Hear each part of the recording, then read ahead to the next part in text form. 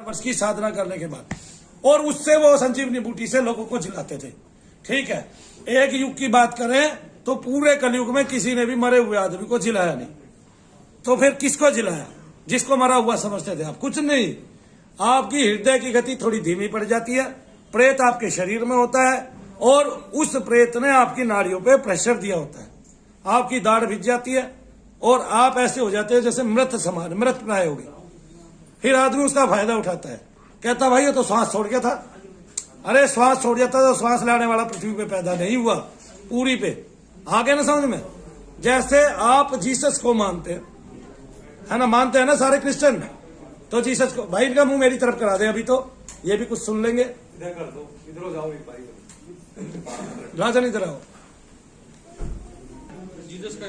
Jesus Christ को मानते हैं। अब बताओ, अगर मरे हुए को जलाते तो वो सबको ना जला देते? फिर क्रिश्चियनों में कोई मरता ही नहीं कभी भी। कम से कम अल्पायु तो नहीं मरता, अल्पायु को ही जला लेते हैं, जो अल्पायु में मृत्यु हो रही है जिनकी। तो फिर तो मरे हुए को जलाने वाला पैदा नहीं होता भाई। केवल प्रेत ऐसी अवस्था है प्रेत की कि वो आपकी नाड़ियों को स्थिर कर देता है कुछ काल के लिए। ठीक है, आप देखते नहीं है, 2-2 टाइम के लिए, 2-2 घंटे के लिए, 4-4 घंटे के लिए एक आदमी प्रेत की ऐसी अवस्था में आ जाता है। उसको प्रेत इस तरह का होता है कि दाढ़ भीत के पड़ जाता है और बहुत धीमी गति से श्वास लेता है। श्वास की प्रक्रिया क्या हो जाती है?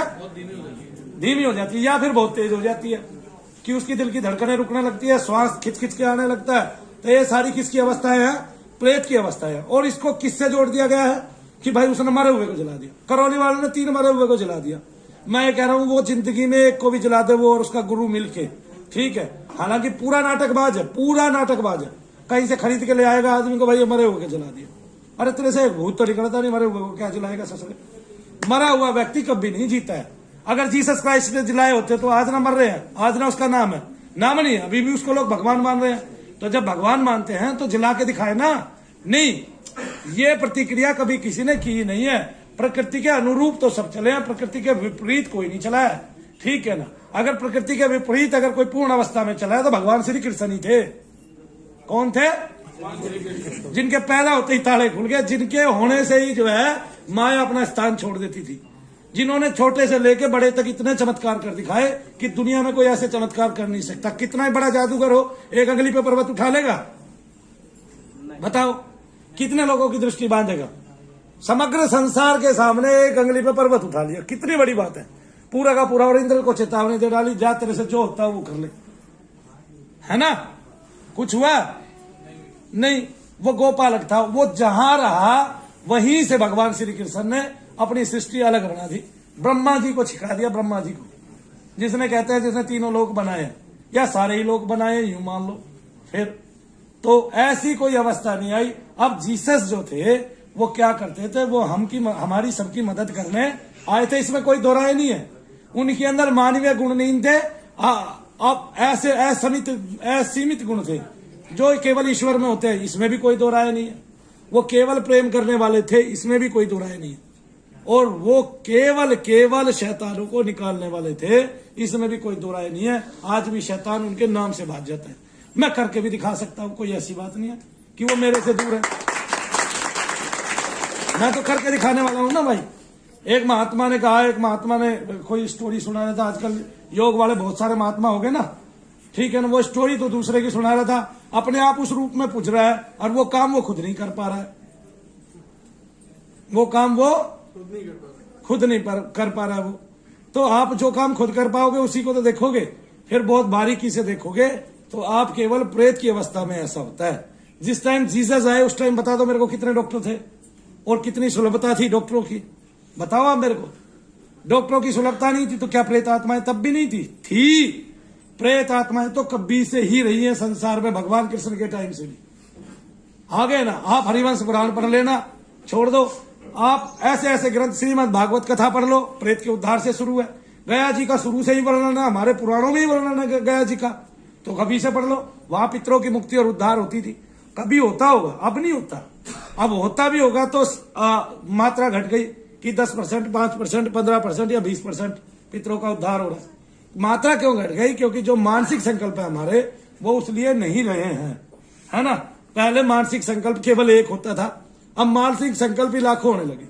जैसे ही एक ब्राह्मण एक व्यक्ति को ये कहता है कि मैं तेरे पितरों के उद्धार के लिए जाप कर रहा हूं, उसके साथ ही उसके और 50 संकल्प साथ साथ जाग जाते हैं। मैंने मोबाइल लेना, ये पैसे देगा, मैंने ये करना, ये पैसे देगा, मैंने ये करना, ये पैसे देगा।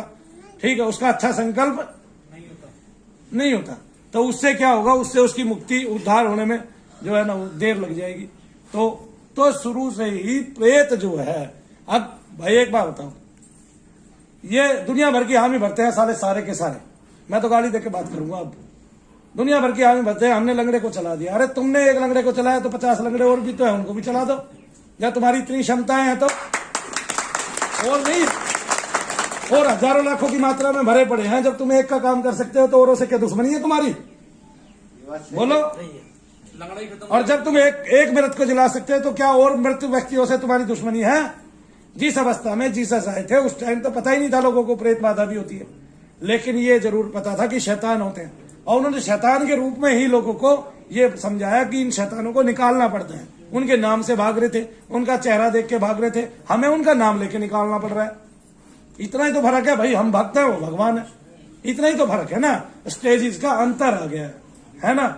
लेकिन मैंने बताया उनके अंदर मानवीय गुण से ऊपर हटके कुछ गुण थे, और वो गुण थे वो ईश्वर के ही होते हैं। मतलब अपने आप को पूरा साध लेना, पूर्ण रूप से ब्रह्म हो जाना, तो ईश्वरीय प्रकृति में आपका आ जाना होता है।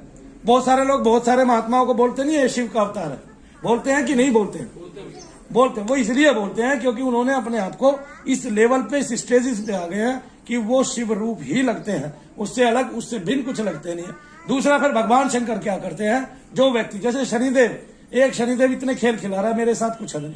हर रोज 10 आदमी 50 आदमी ये कहते हैं कि हमने भैया को सपने में देखा, हम भैया को हमने दही पिलाई, और भैया ने ये किया, और भैया ने हमारा ये काम कर दिया, तो हम ये यहाँ से मेरे कान का दर्द ठीक हो गया। अरे भाई, भैया ने तो कुछ भी नहीं किया, भैया तो अपने घर खा के रोटी साग के साथ सोने लग रहे थे।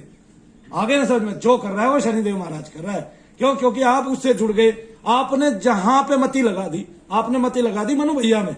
अब उसका काम है आपकी मति को वहीं पे स्थिर कर देना।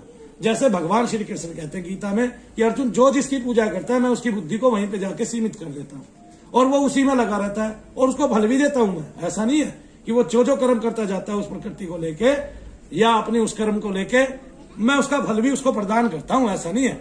उसकी मति तो उसमें जोड़ देता हूं। जैसे कोई भगवान शंकर की पूजा करेगा, उसकी मति पूर्ण रूप से भगवान शंकर में चली जाएगी, ठीक है ना। और इसके लिए जो ब्रह्म है वो भगवान शंकर के अनेकानेक रूप दिखा दिखा के उसको उससे जोड़े रखेगा। तो भगवान शंकर ही ब्रह्म है, तो वो जोड़े रखेंगे। अगर कोई अन्य देवता की साथ रखे, कोई प्रेत को भी पूछता है तो भगवान कहते हैं कि मैं उसकी बुद्धि वहां पे स्थिर कर देता हूं, और फिर उसी के माध्यम से उसको फल भी देता हूं। तो प्रेत के भी फल मिलते हैं। फिर प्रेत से मन चाहे काम करा सकता है।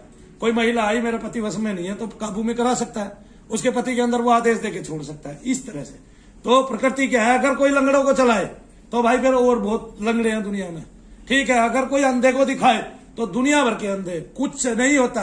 मनु भैया केवल सत्य बोलते हैं, और वो ये है, अगर आपके शरीर में कहीं भी प्रेत बैठा है, अगर वो घुटने में बैठ गया, अब ये घुटना काम करना बंद कर गया और उसको निकाल दिया जाए तो आपका ये घुटना काम कर सकता है। इसमें डॉक्टर कुछ नहीं कर पाएगा, ठीक है ना।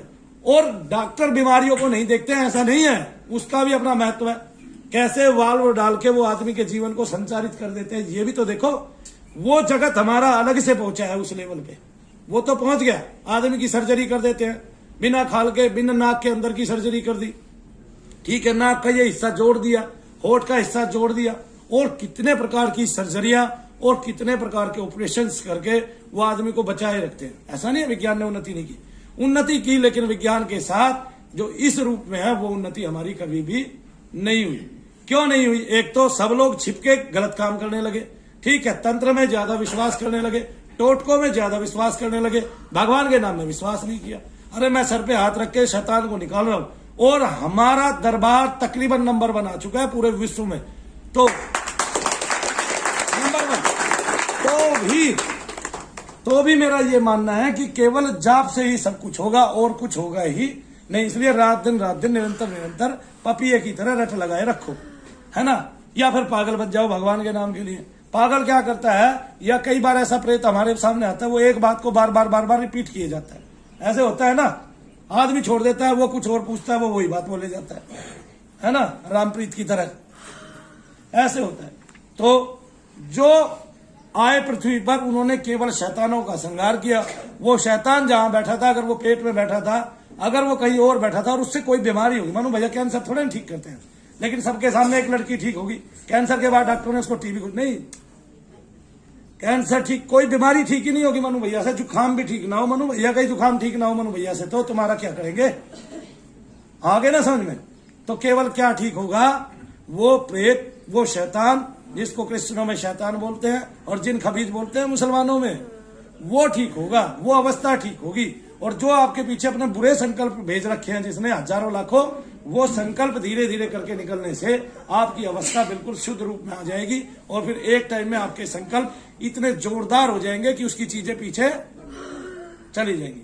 अब प्रेत है शरीर के अंदर, हमने अगर उसका कोई टेस्ट कराया और मशीन लगाई डॉक्टर ने, तो वहां से वो सरक गया, उसको सरकने में टाइम थोड़ा लगता है, उसकी तो गति घूमने वाली है तेजी के साथ, यानी कि उसमें चंचलता होती है, उसमें बेचैनी होती है।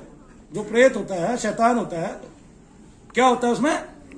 बेचैनी, चंचलता और बेचैनी। वो ऐसा तत्व है, उस चंचलता और बेचैनी को हम नहीं रोक सकते बिना भजन के। जब हम भजन करने लगते हैं तो वो धीरे धीरे शुद्ध होने लगता है, उसकी बेचैनी खत्म होने लगती है और आपको लाभ मिलने लगता है। सीधी सी बात है, साधारण सी बात है। एक आदमी मलिन है, उसको बार बार गीता का पाठ पढ़ाया जा रहा है, ये सोच लो, और वो फिर शुद्धता में आ जाता है, ये सोचते सोचते कि भगवान कृष्ण वाकई में ठीक कहते हैं भाई, ये सोचते ही सोचते, ठीक है ना। और एक बात बता दूं, अपने घर में गीता का अध्ययन जरूर किया करो। स्वामी राम सुखदास जी महाराज कहते हैं कि वेद भगवान की नासिका से निकले, इसलिए समझने में कठिन है, जैसे प्राण को समझने में कठिन है। कोई नहीं जानता ना मेरा प्राण कहां से आ रहा है, कहां जा रहा है, कैसे हम सांस ले रहे हैं, कोई नहीं जानता दुनिया में। ये बात मैं तुम्हें बता दूं, और कोई वैज्ञानिक प्रविधि इसमें लागू भी नहीं होती। कितना ही विज्ञान कर लो, छिक जाएगा सारा विज्ञान, ठीक है ना। शरीर तो वही रहता मरने के बाद भी, फिर प्राण कहां गया? किसी किसी के तो अंग ही सारे के सारे ठीक है, उसको हार्ट अटैक भी नहीं पड़ा और फिर भी प्राण चला गया। आगे ना समझ में। किसी का कोई भी सिस्टम फेल नहीं हुआ और डॉक्टर ने चेक कर लिया, फिर भी प्राण चला गया। सरलता से, सहजता से आंखों से निकल गया, मुंह से निकल गया, नाक से निकल गया। इसमें वैज्ञानिक क्यों नहीं कर रहे? कुछ कर ही नहीं पाएंगे। करके दिखाए कोई ससुरात, पूरी दुनिया में पूरे संसार को चैलेंज है, करके दिखा दे।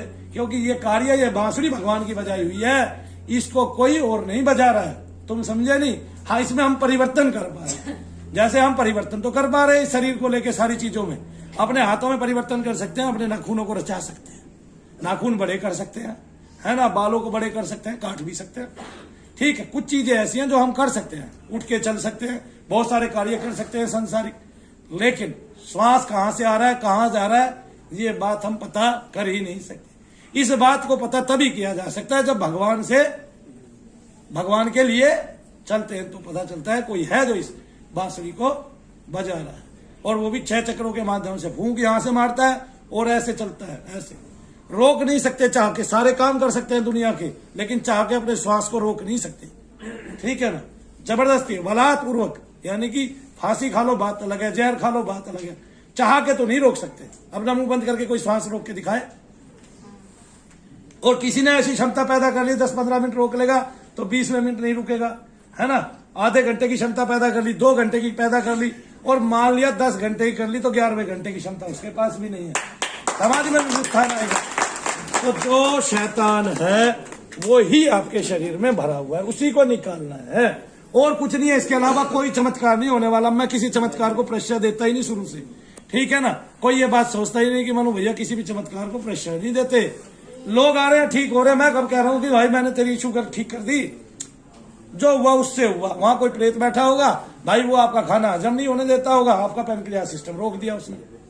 सिस्टम, जब सिस्टम रोक दिया, यानी कि वो वायु ही तो है, कुपित वायु है वो। उसका जिक्र आयुर्वेद में भी है, कुपित वायु का। और आयुर्वेद को ही नहीं पता कुपित वायु क्या होती है।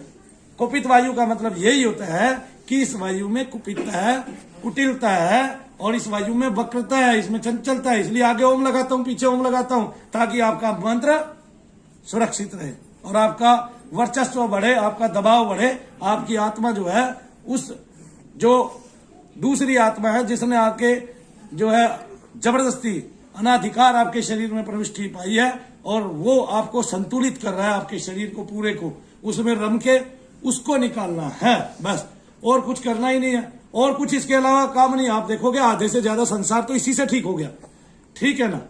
लेकिन एक बात बताऊं, आत्माएं आ रही है जा रही है, इस और कोई अग्रसर नहीं है। लेकिन मनु भैया जो है वो लड़के भी दुनिया से इसलिए दिखा रहे हैं ताकि आपको ये पता चल जाए कि मनु भैया की जीत हो रही है तो सत्य की जीत होती है। और जो लोग गंदा काम कर रहे थे, मलिन काम कर रहे थे, वो दब जाएंगे जब अच्छा काम करने वाले होंगे। आज मेरे पास हजारों युवा आ रहे हैं, उनका काम क्या है, वो मनु भैया को देख रहे हैं कि वो कितनी सरलता से प्रेतों को खत्म कर रहे हैं, खात्मा कर रहे हैं, और लोग ठीक हो रहे हैं ज्यादा मात्रा में। किस मात्रा में हो रहे हैं? ज्यादा मात्रा में। और जो ठीक नहीं हो रहा है उसको मनु भैया ऐसा नहीं है ठीक नहीं करना चाहते, ठीक है ना, ठीक करना चाहते हैं और अग्रसर भी है। उनकी क्रियाएं घिसती भी है, निकलती भी है, और लेकिन उनको पीछे इतने बुरे संकल्प लगे हुए हैं कि वो अभी ठीक होने पे नहीं आ रहे हैं। लेकिन उनको डटे रहना मेरे साथ, अगर वो डटे रहे तो बिल्कुल ठीक होके जाएंगे एक दिन। आगे ना समझ में, जैसे बुधराज डटा रहा तो उसकी गति अच्छी हो गई, उसको पता चल गया। बाकी बुधराज ने कल मेरे को बताया कि भैया यहीं आके मैंने फ्री इलाज कराया है, बाकी मैंने 5 लाख रुपए यहाँ आने से पहले, मेरे भाइयों ने मेरा विश्वास बंद कर दिया करना। क्यों? क्योंकि मैंने उनको बुलाया, उनसे बहुत सारा पैसा लिया और उन्होंने भेजा, मैं अपनी माँ और बहन को लेके आया और वो कहीं ठीक नहीं हुई, पूरे हिंदुस्तान में इलाज कराया मैंने। लास्ट में आके मैं यहाँ पड़ गया जब उन्होंने मुझ पर विश्वास करना बंद कर दिया कि कम से कम मैं तो ठीक हो लूं। मेरी स्थिति कोई नहीं समझ रहा था और वाकई में यही स्थिति थी। मैं बताऊं तो प्रीतम भैया फेल। प्रीतम भैया ने कभी नहीं बताया बुधराज तेरे को कुछ है, चिढ़ने और लग गए बुधराज से, सारी दुनिया जानती है। क्यों? क्योंकि इतना सूक्ष्म था, इतना सूक्ष्म था कि देवताओं को भी नहीं दिखाई दे रहा। आगे ना, तो गति इतनी सूक्ष्म होती है प्रेत की, और प्रेत से भी सूक्ष्म आपका पितर है, अगर वो आपके ही घरों में घूम रहा है तो आगे ना, वो बेशक मलिन है लेकिन वो उससे भी सूक्ष्म है आगे। और उसकी तरंगे इतनी परेशान करती है, अगर वो किसी ने बांध रखा है वहां जापान में और तुम बैठे हो यहाँ, तो वहीं से उसकी तरंगे आपको परेशान करेगी। इसका मतलब क्या? आपके संकल्प अच्छे और बुरे वे ही आपको लग रहे हैं। अगर आप अपने संकल्पों को भी सुधारो, गति सुधारो, और जो दूसरे के संकल्प हैं अच्छे संकल्प ले लेके उनकी जो है उनकी काट करो, तो वो बहुत जल्दी निकल जाएंगे। आप इसमें सहायता करने लग रहे हैं, इसलिए मेरा बल बढ़ रहा है, मेरा वर्चस्व बढ़ रहा है दुनिया में, मैं कायम हो रहा हूं दुनिया में, क्योंकि आप एक तो आशीर्वाद मुझे दे रहे हैं, अपने अच्छे संकल्प अपने को ठीक करने में लगा रहे हैं। आपने देखा भी होगा, कल भी एक बहन आई, उसने कहा मेरी आंखें ठीक होगी। अरे भाई, मैं अंधों को आंखें देने वाला थोड़ा ही ना हूं, ठीक है। ये काम केवल भगवान ही कर सकते हैं। भगवान श्री कृष्ण ने कुब्जा के उस पे शरीर पे हाथ फेर के उसको पूर्ण रूप से सीधा कर दिया, एकदम से 1 सेकंड के अंदर। ये होता है ईश्वरीय कार्य, इसके अलावा नहीं होता। ये होता है, वरना तो जो जिसको जगा रहा है, जो जिसको जिला रहा है, वो केवल भूत प्रेत ही निकाल रहा है, उसके अलावा कुछ नहीं निकाल रहा। ये बात समझ लो, सत्य को जान लो। और सत्य जो है वो कड़वा जरूर होता है, बहुत सारे लोग देखेंगे भी इस वीडियो को, और बहुत सारे तांत्रिक चेतेंगे भी, और कोई ना कोई कानपुर में भी जाके बताएगा। क्यों? बताने दो। अब उसने हजारों लंगड़ों को चला दिया, वो यहाँ आके वापिस वैसे ही पड़े पाते हैं मुझे, ठीक है, मेरे पास आते हैं। हाँ, हमारे पास आके कई लोग चले हैं क्योंकि हमने उनकी प्रेत बाधा को निस्तार किया है, ठीक है, उसको निकाला है, ठीक है, उसको उसकी समस्या से निजात दिलाई है। तो इसलिए बहुत सारे लोग जो हैं, बहुत ज्यादा मात्रा में नहीं कहता मैं, लेकिन उन्होंने अपने इस तरह के कष्टों से मुक्ति पाई। मेरे पास पहले बबलू रहता था, उसके चाचा 4 साल से नहीं चले थे, बैठ बैठ के घिसड़ते थे। मैंने आधा घंटे तक उसके इन पैरों की मालिश की, 45 मिनट तक, और हनुमान जी का नाम लिया। वो प्रेत वहां से सरक गया, वो पहले ही दिन से 3 किलोमीटर चला, ठीक। अब ये चमत्कार हुआ, रोजाना 10,000 लोग आने लग गए, 3 महीने तक आए। वो तो मुझे खुजली हो गई, ठीक है, इसलिए मैं अपने घर चला आया ना, वो रुकने वाला नहीं था बीड़ा। 2013 की बात बता रहा हूं, आगे ना समझ में। तो जैसे मेरा शरीर है, उसमें एक बीमारी आई, इसके बीच मुझे हुआ, कोई महिला शाम को आई, वो गोबर में सनी हुई थी, ठीक है, और मैं हाथ रख के सर पे आशीर्वाद दे रहा था, तो उसके शरीर से कहीं हाथ टच हो गया होगा, और शाम को आपके रोम छिद्र से उसके वे निकल जाते हैं। तो अगर वो किसी एक फौजी को हो जाए तो पूरी बैरक में सब फौजियों को हो जाएगी। इसके भी जैसी बीमारी है, मेरी 6 महीने में ठीक हुई, आगे ना। तो मनु भैया अगर ऐसे जादूगर होते तो अपने आप को ही ठीक कर रहे थे। भाई नहीं, मेरे भी दांत गिरेंगे, मैं भी विफल हूंगा, मेरे भी गले में बहुत ज्यादा बोलते बोलते दर्द होने लगता है, ठीक है, मेरी भी धमनियां जो है, कभी कभी माथे में पसीना ज्यादा आ जाता है, बीपी भी बढ़ेगा, आगे चल के शुगर भी हो सकता है, कुछ भी हो सकता है। मैं उसके लिए तैयार हूं, क्योंकि शरीर से आप वर्क करोगे, लेकिन जितनी आयु मिली है वो स्वच्छता से जीना है। मनु भैया ने ऐसे नहीं जीना, आपके आशीर्वाद से जीना है। और मैं आशीर्वाद ज्यादा रखूंगा, आशीर्वाद का पलड़ा हमेशा ज्यादा रखूंगा। मेरा वचन है, सारी दुनिया बुराई करे। फिर भी आज आपको एक रहस्य की बात बता देता हूं। राहुल गांधी ने एक फड़ी नहीं फोड़ी है ऐसी जिससे लोग उसको बुरा कह सके, एक फड़ी ऐसी नहीं फोड़ी है। ठीक है, उसको सत्ता में परिवर्तन की तो पड़ी है कि सत्ता में परिवर्तन कर दूं, लेकिन उसके इतने कार्य किए हुए नहीं है संसार में, लेकिन सारा संसार उसकी बुराई करने लग रहा है। भाई विचार ने तुम्हारा क्या कर दिया? अभी तो किसी ने उसको सत्ता देके नहीं देखा है ना, लेकिन विचार ने क्या कर दिया भाई तुम्हारा? मैं ये नहीं कह रहा हूं कोई मेरी राहुल गांधी की भी तरह बुराई कर सकता है पूरा संसार, लेकिन मूल में तो मैंने अच्छा ही काम करना। हो सकता है उसके मन में अच्छे ही कामों की आती हो, लेकिन कोई उसके संकल्प विकल्प नहीं जान पाएगा, ना जान पा रहा है ना? ऐसा नहीं है मैं मोदी को बहुत प्यार करता हूं, ये बात समझ लो तुम। हाँ, मैं राजनीति में विश्वास नहीं करता, क्योंकि ये बड़ी बस करता देता कहता रहता, ना करता ना देता हूं। मैं एक सच्चा नेता हूं। नेताओं की तो ये कहानी है, हमें उनसे मतलब नहीं है, हमें तो भगवान से मतलब है। लेकिन मैं एक बात बता रहा हूं, उसके पास बेचारे के पास आज तक सत्ता नहीं आई और लोगों ने उसके दुनिया भर के नाम निकाल दिए ना भाई। मूल में तो उसमें कोई फर्क नहीं पड़ रहा, क्योंकि उसने देख लिया राजनीति है, कोई कुछ कहेगा कोई कुछ कहेगा, क्योंकि वो भी कुछ कुछ कह रहा है किसी के लिए, है ना? लेकिन एक साथ पूरे संसार में अगर किसी की सबसे ज्यादा बुराई कर रहे हैं लोग, क्यों कर रहे हैं भाई? उसने बेचारे ने क्या बिगाड़ा? आपने उसको सत्ता दी तो वो रोजगार दे? नहीं दिया ना। अभी कुछ दे के दिया होता, फिर उससे नहीं होता। आज मान लिया कोई मोदी को बुरा कह दे या भला कह दे या अच्छा कह दे, तो वो अब उसके हाथ में सत्ता तो है, उसको कहने का अधिकार है। मान लिया मैं हूं भाई, मुझे तो किसी भी सरकार ने कुछ नहीं दिया, जब कांग्रेस थी तब नौकरी नहीं मिली। अगर मुझे नौकरी मिल जाती सरकारी में भूत क्यों निकालता, ये तो बता दो, है ना? क्या फार्म मैंने नहीं भरा होगा? क्या मैं पढ़ा लिखा नहीं हूं? ठीक है ना? मान रहे हो कि नहीं मान रहे हो? सही भाई, मेरी राहुल गांधी के प्रति हमदर्दी है, कोई मेरे प्रति भी किसी दिन रखेगा इसी तरह की हमदर्दी? क्यों जी भाई? आपने सत्ता दे के देखी नहीं तो वो काम क्या करे बेचारा? नहीं, हम सब बुराई कर रहे, बिना बात के बुराई कर रहे भाई। ठीक है, अपनी जीभ घुसा रहे, अपनी जीभ ऐसे नहीं घिसानी है, अच्छे संकल्प लेके घिसानी है। कैसे? सारी सृष्टि का भला हो, सब लोगों का कल्याण हो, सब पे भगवत कृपा हो। क्या हो? मरना जीना उस ईश्वर के हाथ में, कुदरत के हाथ में है। अगर कोई भगवान का भक्त होकर सिक्योरिटी रखता है तो मैं ये कहता हूं वो भगवान का भक्त ही नहीं है। अगर सिक्योरिटी रखता है वो, और उसके यहाँ 4 भी आदमी ऐसे हैं कि गुरु जी से मिलने नहीं दे रहे, सब मिलते हैं मनु भैया के हाथ आके। लेकिन देखो, कई चीजें हैं, मुझे गुस्सा आता है, लोग कहते भी हैं कि आपको गुस्सा आ गया। कई चीजें हैं, जब मैं एक काम करा रहा हूं तो दूसरा पीछे से बोलता है, जबकि उसका अभी टाइम नहीं आया, नंबर नहीं आया। मैं तो सबसे मिलने के लिए तैयार हूं, लेकिन वो दूसरा जो मिलने वाला है वो इतना आतुर है कि वो सारी मर्यादाएं लांग देता है। तो फिर क्या होता है, मुझे कड़वा बोलना पड़ता है। मानव तो मैं भी हूं ना भाई, मैं ईश्वर नहीं हूं, है ना? मैंने इस जीवन को करीने से जिया है बस, और इन सब चीजों को बहुत अच्छे से समझा है, बारीकी से समझा है। ठीक है, मेरा मानना यह है, आप अपने जीवन को बारीकी से जिए, सूक्ष्मता से जिए, अपने जीवन को सफल बनाने की कोशिश करें, क्योंकि कोई भी चीज साथ,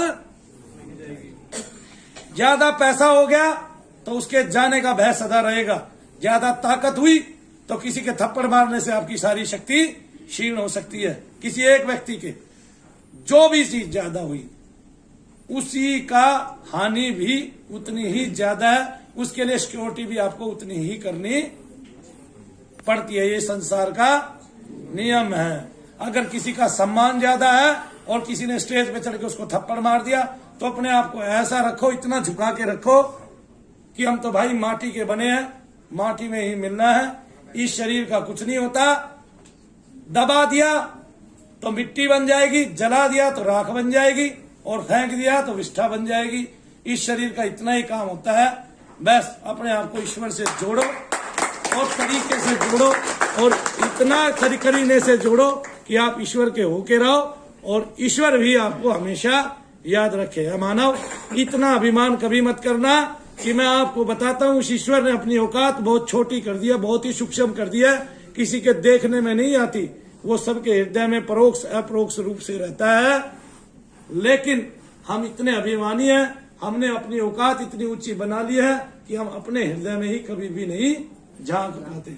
इसलिए अपने हृदय में झांको, बुराई भलाई छोड़ो, मेरा मानना ये है, और सच्चाई से नेकी से काम करो, अपने कुल का विस्तार करो। संसार में मानवों से कभी भी हानि नहीं होती है, चाहे वो करोड़ों अरबों क्यों ना हो, और हानि जब भी होगी वो कटुता से होगी, प्रेम के संचरण से नहीं होगी। प्रेम से लाभ ही लाभ होगा। और जहां आपको सत्ता की, दौलत की, मिट्टी की भूख होगी, कल भी बताया ना रोहन भैया ने को, तुम्हारी तो मिट्टी की लड़ाई है, 2-4 दिन पहले बताया था ना एक बहन जी को। मिट्टी की लड़ाई मतलब जमीन का विवाद चल रहा है, और जमीन के विवाद में आपको ऐसी ऐसी क्रियाएं थोप दी गई हैं, वो होगी ही होगी। तो इसलिए जो है अच्छे लोगों के साथ उठो बैठो, अच्छे विचार रखो, अपने बच्चों को भगवान से जोड़ो। ये मत सोचो भगवान से नहीं जुड़ना है। तुम आज मेरे आकर्षण में यहाँ आए हो, मेरे पास भगवान का आकर्षण है, और वहां से 1-2 गुण मेरी सत्ता में आ गए हैं, ज्यादा नहीं आए हैं। ज्यादा आएंगे तो मैं उसका रूप ही हो जाऊंगा। 1-2 गुण मेरी सत्ता में आ गए, मेरी मानवीय प्रकृति में आ गए हैं, तो तुम भी उसके गुण ग्रहण करो। जिस देवता को पूजो, अगर उस देवता को, और संसार में भी जान लो, अगर कोई दुर्गा माँ को पूज रहा है और उसके पास प्रेम ही प्रेम नहीं है था, और वो भाव विवल नहीं होता, उसके अंदर करुणा नहीं आती, और वो हमेशा क्रोध के आवेश में रहता है, तो ये मान लो कि उसने दुर्गा को कभी भी नहीं पूजा है। और अगर कोई हनुमान जी को पूछता है, उसके पास ज्ञान की वृद्धि नहीं है, उसके पास सेवकाई नहीं है, वो संसार की सेवा नहीं कर रहा है, और वो लोगों से कड़वाहट से बात करता है, और वो जगत में जो है मिथ्या भ्रम का प्रचार करता है, और वो सेवा करनी तो किसी की जानता नहीं है, और ज्ञान उसके पास है ही नहीं, तो ऐसा व्यक्ति कभी हनुमान जी का भक्त नहीं हो सकता। जो तर्क करता है वो भी हनुमान जी का भक्त कभी भी नहीं हो सकता। इसलिए तर्क से परे हैं हनुमान जी, क्योंकि उनकी बुद्धि असीमित है। जो सामने तर्क करता है, केवल एक शब्द बोल के वो सबको हरा देने वाले हैं। जैसे जब कोई ज्ञान बखाड़ता है, तो एक महात्मा की हमें एक पंक्ति याद आ जाती है कि सबके मन के स्वभाव अलग अलग हैं, और उस स्वभाव का कारण क्या है कि किसी को इस शरीर में रहते हुए बैंगन का भरता पसंद है, किसी को मिक्स वेजिटेबल पसंद है, किसी को बोधराज जैसे को शाही पनीर पसंद है ना, किसी को कुछ पसंद है, किसी को कुछ पसंद है। तो रामपाल आपको क्या पसंद है? चूरमा जी। रामपाल को चूरमा पसंद है। तो ये मानव की प्रकृति है, और वो अपनी प्रकृति में जब लौटता है उस सिद्धा अवस्था से, जब हम भगवान का ध्यान करते हैं तो समाधि आती है, और समाधि हमेशा भंग जरूर होती है, चाहे वो 2 घंटे बाद हो, चाहे 20 घंटे बाद हो, और चाहे 3 दिन बाद हो। ऐसे ही बोलते हैं ना। तो साईं बाबा की 3 दिन बाद हुई थी ना एक बार, 3 दिन बाद लौट आए थे साईं बाबा, ऐसे ही था कुछ, या 18 घंटे बाद, जो भी है। तो वो व्युत्थान होता है। तो जब आदमी वापिस अपनी प्रकृति में आता है, तो इस माया का असर उस पर होता है, उसके मन का जो स्वभाव है वो वापसी में ग्रहण करता है, और फिर उसके अनुरूप वो संसार में कार्य करता है। तो इसलिए उस ईश्वर को समाधि में रहते हुए जो जैसे देखता है, वो वैसे वर्णन कभी भी नहीं कर सकता, क्योंकि जब वो समाधि में था तो वहां उसका मन नहीं था, वहां उसका प्राण नहीं था। लेकिन जब समाधि में व्युत्थान आता है और वो वापस इसी प्रकृति में आता है, बहुत गहरी बात बता रहा हूं, तो वापस वो इसी प्रकृति में आता है, तो अपने मन का सहारा लेकर जो भी वर्णन करता है वो भगवान का वर्णन तो है, क्योंकि उसने भगवान को देखा है वहां, लेकिन वो पूर्ण रूप से सत्य है ये हम नहीं कह सकते। इसलिए कहते हैं कि वेदों में भी नेति नेति लिखा है कि उसका वर्णन नहीं किया जा सकता। तो व्युत्थान हुआ, मन में जो उसके चंचलता आई फिर से, या मन का स्वभाव ग्रहण करके उसने जो भगवान के बारे में लिखा। कोई लिखेगा भगवान की जटाएं बहुत सुंदर थी, हल्के घूंघर वाली थी, और ऊपर गंगा माता विराज रही थी बहुत सुंदर अवस्था में, और उनके सर के ऊपर से वो ऐसे विपरीत धारा में बह रही थी या नीचे की तरफ गिर रही थी, और उनके शरीर से इतनी दूर होके धार के रूप में। और कोई कहेगा कि मैंने शंकर जी को देखा, उनकी गोदी में गणेश जी बैठे हुए थे, बाएं माता वामंग पे माता पार्वती बैठी हुई थी, और माता पार्वती के हाथ में गोदी में कौन बैठे हुए थे? कार्तिकेय बैठे थे। कोई तीसरा वर्णन करेगा, वो नंदी से शुरू करेगा, नंदी बैठे हुए थे, अपनी जुगाली कर रहे थे या कुछ भी खा रहे थे। और कोई वर्णन करेगा कि गणेश जी के पैरों पे गणेश जी का चूहा लड्डू लेके बैठा हुआ था। कोई कैसा वर्णन करेगा, कोई कैसा वर्णन करेगा। वर्णन तो सब सत्य है, क्योंकि ईश्वर के बारे में लिखा है। सब वर्णन क्यों? क्योंकि सब शब्द वहीं से आते हैं। सब शब्द कहां से आते हैं? वहीं से आते हैं। आपके नाभि चक्र में जो कुंडलिनी शक्ति है, वहीं से आपके वर्ण स्टार्ट हो जाते हैं, और वहीं से आपका स्वर स्टार्ट हो जाता है। कोई मौन रह के देखेगा, तो जब वो मौन खोलेगा अपना, तो उसको पता चलेगा कि नाभि के नीचे से शब्द उठ के आया है ना, तभी वो बोल पाएगा। कोई कोई तो कई बार बोल ही नहीं पाता कई घंटों तक। जैसे ये मेरे साथ हुआ है कि जब मैं 40 दिन ऐसे करके लगातार साधनाएं करने लगा, तो फिर एक टाइम ऐसा आया कि मेरे शब्द को नीचे से उठ के आना पड़ा और उसमें कई घंटे लगे। ऐसे ही मैंने एक बार 9 दिन की आंख बंद करके साधना की थी, तो मैं 2 घंटे तक अपनी आंखें नहीं खोल पाया था। शायद ये भी नहीं, इस घर की बातें इसमें नहीं थे, तुम इसी में आए थे, है ना। तो 2 घंटे तक मैं अपनी आंखें नहीं खोल पाया था, क्योंकि 9 दिन 9 रात तक मैंने अपनी आंखें केवल बंद की रखी और ईश्वर ध्यान में बिताई। तो अगले 2 घंटे जब आरती करने का समय आया, तो मैं भगवान की तस्वीर को ही नहीं, मूर्ति को नहीं देख पा रहा था 2 घंटे तक, ठीक है ना। और तुम्हारी भाभी ने आरती की, तब जाके 2 घंटे के बाद एक बार मेरे को लगने लगा था शायद मेरी आंखें चली गई हैं, ठीक है ना। फिर ये सोचा कोई बात नहीं, भगवान का गुणगान करना अंधा होकर कर लूंगा, है ना। तो ऐसे होता है, तब आपको पता है दृष्टि कहीं और छिप जाती है और कहीं और से शब्द आता है, तो उस ईश्वरीय महिमा का पता चलता है। ये बातें इसलिए जरूरी है क्योंकि ये मेरी आंखों देखी है, मेरे अनुभव है, मैं अपने अनुभव आपको शेयर करता हूं, जिससे आप लोगों में तरंगे आए, आप लोग इस अनुभव को अपने बच्चों को शेयर करो। तो आज मैं यहाँ बैठा हूं, मेरे अंदर जो भी मानवीय गुण आया है भगवान से आया है, क्योंकि मानव की जो प्रकृति है वो आज के टाइम में शैतानों की प्रकृति हो गई है, और वही प्रवृत्ति से वो जीने लग गया इस संसार को। तो युग बदलना पड़ेगा, हमें फिर से मानव बनना पड़ेगा, क्योंकि क्रोध करने के लिए कुत्ता ही काफी है और प्रेम करने के लिए मानव की रचना हुई है। तो प्रेम करो सबसे, और ये ना सोचो कि ये काम छोटा है बड़ा है। अपने बच्चों को सिखाओ, उन्हें पढ़ाओ, उन्हें ईश्वर से जोड़ो।